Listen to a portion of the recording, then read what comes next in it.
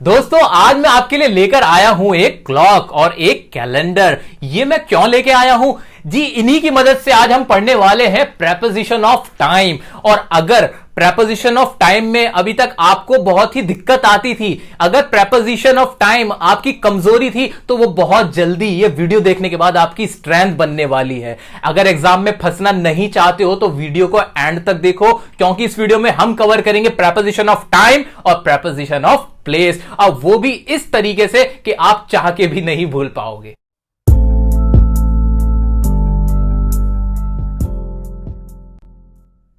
जब हम टाइम की बात करते हैं तो टाइम का हमें पता चलता है दो चीजों से, एक तो होती है हमारी घड़ी और दूसरा होता है हमारा कैलेंडर। जब हम घड़ी की बात करेंगे तो घड़ी में टाइम हमें कैसे दिखता है? एक तो हमें दिखता है घंटों में, एक दिखता है हमें मिनट्स में और एक दिखता है हमें सेकंड्स में। तो जब भी आपको घड़ी का टाइम दिखाना हो तो आप प्रेपोजिशन यूज करोगे एट। आपको वर्ड यूज करना है एट। किसी भी टाइमिंग को बता रहे हो, घड़ी का टाइम हो उसमें, तो आप बोल दोगे एट। जैसे कि एग्जांपल, मैं सुबह 7 बजे स्कूल जाता हूं, तो इसकी इंग्लिश क्या होगी?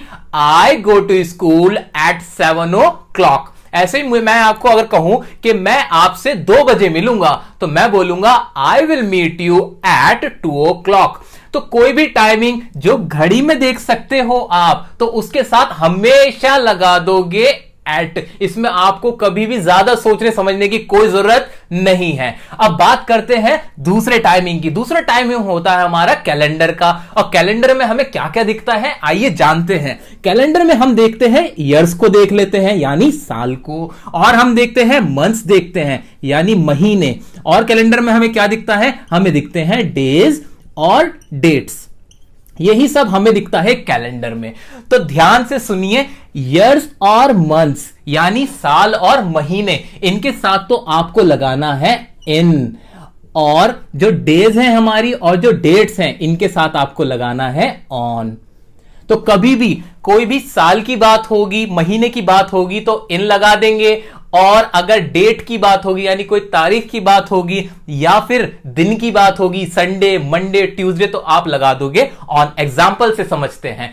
जब हम साल की बात करें, मैंने कहा कि 1947 में भारत आजाद हुआ, तो हम कहेंगे India got the independence in 1947, क्योंकि यहां पर ये एक साल था। ऐसे ही अगर मैं मंथ्स की बात करूं तो मैं कहूंगा कि मेरा एग्जाम जून के महीने में है, तो मैं बोलूंगा my exam in June month. ऐसे ही डेज की बात करते हैं। डेज हमारे 7 डेज हो गए, संडे, मंडे, इनके साथ हम लगाएंगे ऑन। जैसे मैं कह सकता हूं कि मैं आपको संडे मिलूंगा, तो मैं बोलूंगा I will meet you on Sunday. अब बात करेंगे डेट्स की। ऐसे ही डेट्स हो सकती है, 25 अक्टूबर को मेरा बर्थडे है, माय बर्थडे इज ऑन 25 अक्टूबर। तो ये तो थे कैलेंडर और घड़ी की मदद से हमारे प्रेपोजिशन ऑफ टाइम। कुछ भी नहीं सोचना है, ये कॉन्सेप्ट आप माइंड में रखिए और बहुत आसानी से सवाल को कर जाइए। बहुत ही इजी है, बस आपको समझने की जरूरत है। दोस्तों देखो, कॉन्सेप्ट तो हमने बहुत अच्छे से समझ लिया है। अब हमारी बारी आई है एग्जाम्पल्स करने की। एग्जाम्पल करते हैं, आइए मेरे साथ और कर रहे हैं एग्जाम्पल। क्या है पहला? The class will be held dash और मंडे। क्या लिखा हुआ है? The class will be held, dash लगा और मंडे आ गया। अच्छा, मंडे सोचते ही क्या दिमाग में आया? मंडे सोचते दिमाग में आया कैलेंडर, और कैलेंडर में मंडे, ये मंडे क्या है? डेज। डेज के साथ हमने पढ़ा है कि हम क्या लगाते हैं? ऑन लगाते हैं। कुछ सोचने की जरूरत नहीं, क्या लगा दोगे? ऑन लगा दोगे। अगले एग्जांपल्स पे आते हैं। The first Olympic games held, जो पहले ओलंपिक गेम हुआ था वो कब हुआ था? हेल्ड।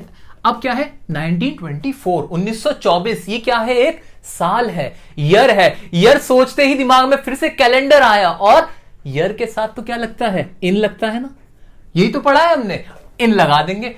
कहीं भी कोई भी ऑप्शन हो, आपको तो कोई ऑप्शन भी पढ़ने की जरूरत नहीं है। आपको तो सिर्फ ये देखना है कि डेज है या ईयर है या मंथ है या डेट है, वो कैलेंडर वाला, ये घड़ी वाला। घड़ी कैलेंडर करते जाओ और सही आंसर लिखते चले जाओ, ज्यादा कुछ सोचो ही मत। आओ अगला देखते हैं। द माई टीचर सेड, मेरे टीचर ने मुझसे कहा, क्या कहा? आई विल सी यू, मैं आपको देखूंगा। कब देखूंगा? Eight 3 o'clock।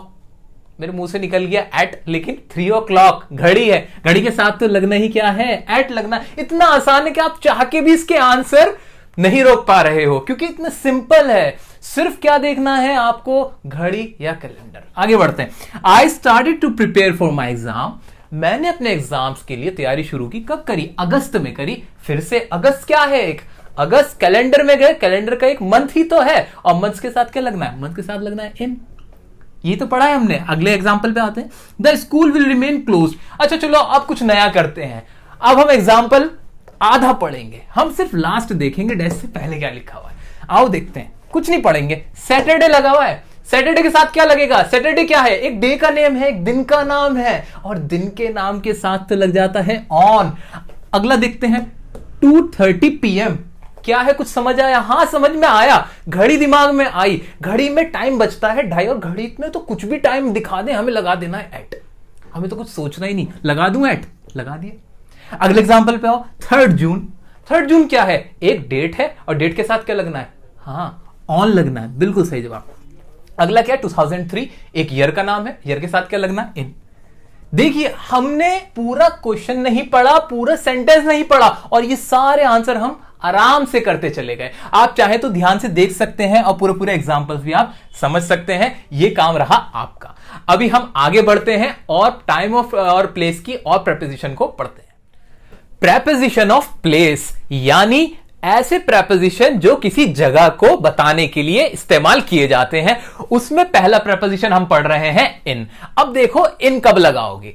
इनका इस्तेमाल तब करेंगे जब आप किसी जगह पे बैठे हुए हो और वो जगह चारों तरफ से कवर हो, या कोई चीज रखी हुई हो और वो जगह चारों तरफ से कवर हो। जैसा कि आप अपने घर में हो सकते हो, आप अपने घर में हो और घर में चारों तरफ से आप कवर हो, तो आप बोल सकते हो कि I am in my home, मैं अपने घर के अंदर हूं। और ऐसे ही आप बोल सकते हो मैं क्लास में हूं, तो I am in the class, यानी एक क्लास है जो चारों तरफ से कवर है और आप उसके अंदर हो। ठीक है, तो ये तो इस्तेमाल था इनका।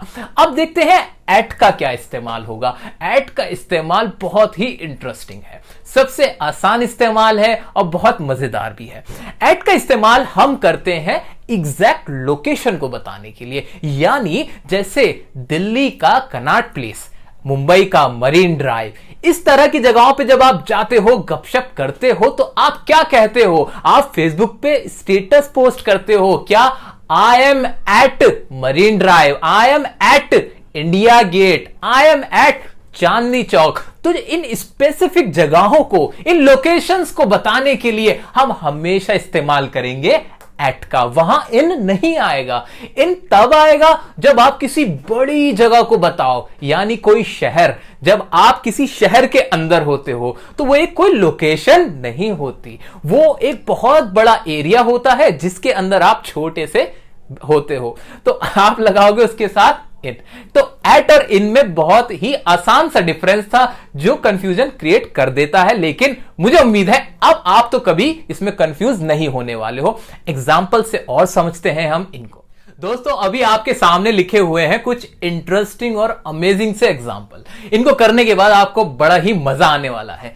तो आइए देखते हैं इन एग्जाम्पल्स को। पहला एग्जाम्पल है I am dash canteen dash the school. यहां दो वर्ड है ब्लैंक से पहले, एक तो है हमारा ये कैंटीन और एक है स्कूल। अच्छा एक बात बताओ, स्कूल में कैंटीन होती है या कैंटीन में स्कूल होता है? स्कूल में कैंटीन होती है, यानी स्कूल एक बिल्डिंग है, एक बड़ी बिल्डिंग जिसके अंदर कैंटीन होगी। तो ये बात हमें क्लियर हो गई कि एक बहुत बड़ा एरिया है जिसके अंदर कवर है। कौन? I am. तो स्कूल के साथ क्या आएगा? इन आएगा। और कैंटीन क्या है? कैंटीन एक लोकेशन है जहां पर आप हो, तो आप बोलोगे I am at canteen in the school. Location क्या हुई? एक एग्जैक्ट पॉइंट क्या हुआ? वो तो हो गया कैंटीन, और जो बिल्डिंग के अंदर आप हो वो क्या हो गया? स्कूल। तो अब बढ़ते हैं अपने अगले एग्जाम्पल की तरफ। वो क्या है? दे लिव, वे रहते हैं। कहां रहते हैं? डैश राजन इनक्लेव। राजन इनक्लेव एक एड्रेस लग रहा है मुझे। डैश कैलकाटा, कैलकाटा एक शहर का नाम है। शहर के साथ हमने क्या लगाना होता है? इन लगाना होता है। बिना सोचे समझे ही हमेशा लगा देंगे।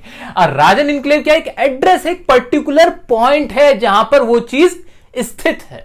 तो वो क्या लगाएंगे हम यहां पे? दे लिव एट, क्योंकि एट हमारा पॉइंट दिखाता है, बिंदु दिखाता है। अगला क्या है?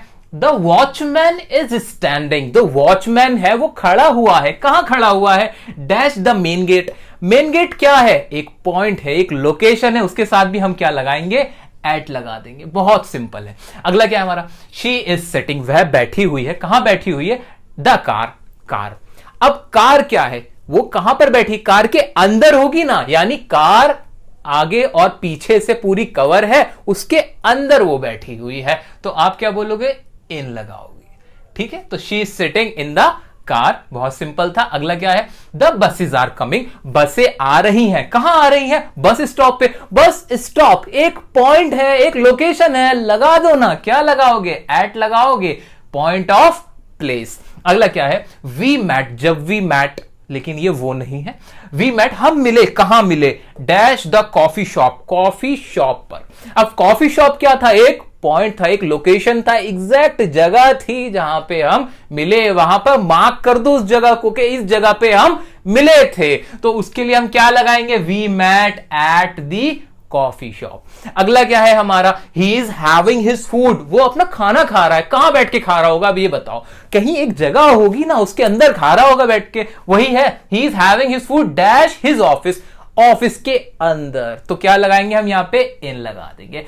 एट लगा सकते हैं क्या? नहीं। एट क्यों लगाएंगे? क्योंकि एट तो एक लोकेशन हो जाएगी ना, पॉइंट के वहां पे खड़ा हुआ है या बैठा हुआ, वो नहीं है। हम बात कर रहे हैं कि एक जगह है जिसके अंदर कोई बैठ के खाना खा रहा है। आगे का कौन सा है हमारा example? They are celebrating his birthday, they उसका बर्थडे मना रहे हैं। कहां पे मना रहे हैं? इंडिया गेट पे। अब India Gate, Marine Drive, Connaught Place, कोई भी जगह हो, ऐसी कोई भी जगह हो, वो क्या होगा? एक लोकेशन होगा। फेसबुक, याद करो ना, फेसबुक पे क्या करते हो आप? कहीं भी जाते हो, बोलते हो आई एम एट सीसीडी, मैं कहां हूं? सीसीडी पे हूं। I am at Starbucks, I am at India gate, I am at this bar, there where, जो भी आप बोलते हो वो सब क्या बताते हो? आप लोकेशन बताते हो। आप बता दो मैं यहां पर हूं, इस जगह पे हूं, वो लोकेशन है मेरी। ठीक है, तो इसलिए यहां पर क्या आएगा? इंडिया गेट क्या है? इंडिया गेट के अंदर थोड़ी चले जाते हो आपके इंडिया गेट है, उसके अंदर बैठ के हम चाय पी रहे हैं, ऐसा नहीं करते हम बोलेंगे they are celebrating his birthday, और यहां भी लगाएंगे हम एट द इंडिया गेट। तो याद रखें ध्यान से, जहां हमें बतानी हो लोकेशन, वहां आएगा एट। जहां कोई चीज कवर हो रही हो, आप उसके अंदर हो, लगा दोगे इन।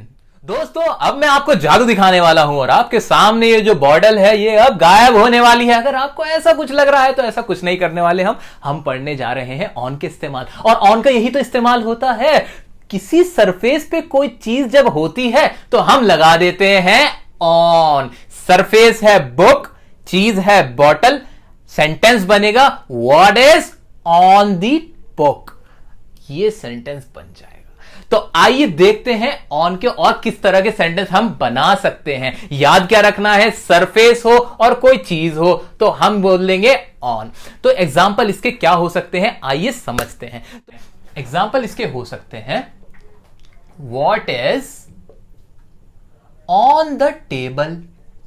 टेबल पे कुछ चीज रखी है तो हम बोलेंगे कि टेबल पर क्या है, तो what is on the table. और क्या इसका एग्जाम्पल हो सकता है?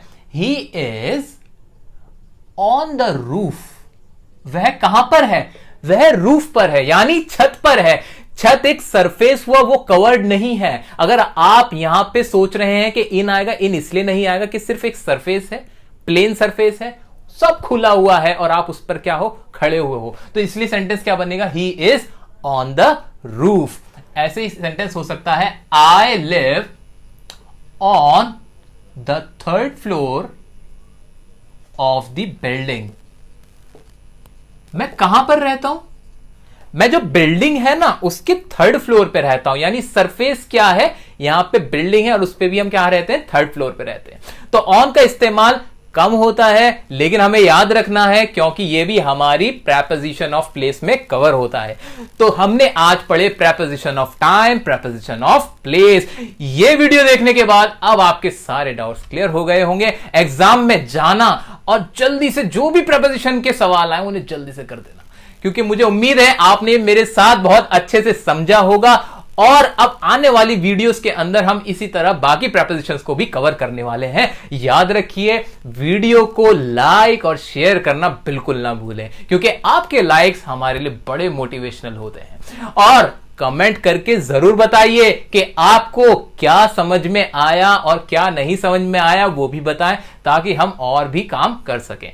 आपके सब्सक्रिप्शन हमारे लिए बहुत अच्छा मोटिवेशन का सोर्स होते हैं। अगर आपने चैनल सब्सक्राइब नहीं किया है तो आने वाली वीडियोस के लिए जरूर सब्सक्राइब करें, क्योंकि बिना सब्सक्रिप्शन के आपको हमारी वीडियोस का पता नहीं चल पाएगा।